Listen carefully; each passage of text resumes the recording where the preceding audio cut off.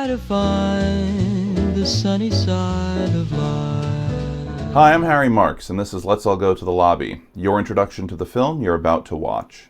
Up next is perhaps the most influential silent film ever made. Its effects on pop culture are still felt today, despite being released almost 100 years ago. I'm talking, of course, about 1927's Metropolis, from director Fritz Lang.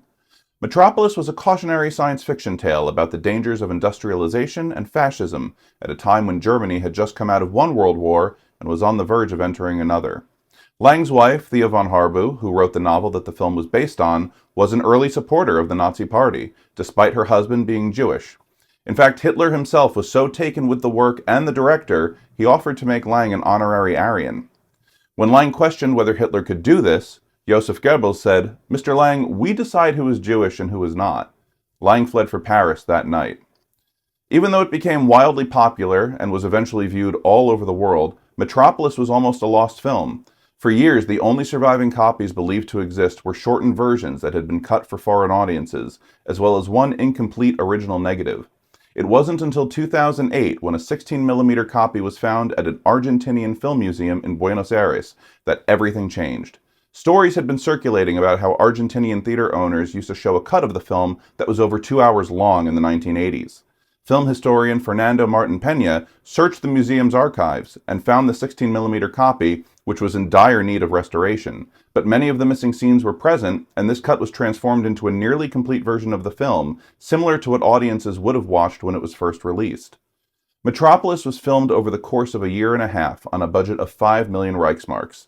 That would be $200 million today, and its production almost bankrupted the studio. But it also revolutionized the film industry. For example, Lang used mirrors to project his actors onto miniature versions of his sets, a technique pioneered by cinematographer Eugen Schuften.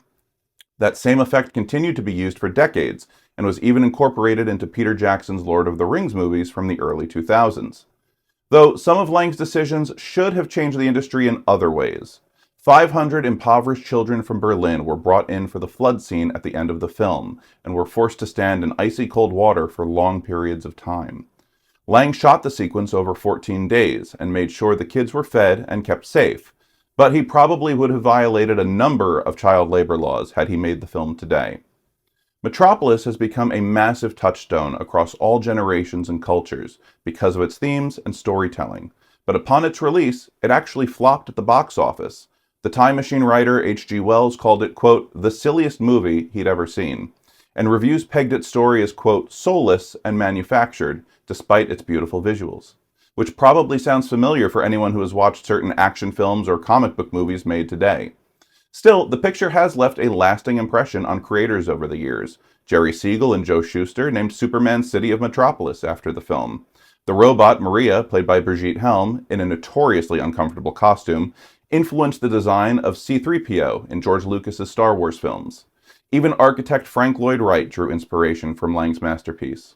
As for Lang himself, he modeled his city on the future of a very real metropolis, New York City. The director had taken a trip stateside with a friend and had seen the soaring skyline from the deck of a passenger liner a few years before production began. And so, from UFA, starring Alfred Abel, Brigitte Helm, and Gustav Frohlich, here's Fritz Lang's 1927 sci-fi spectacular, Metropolis.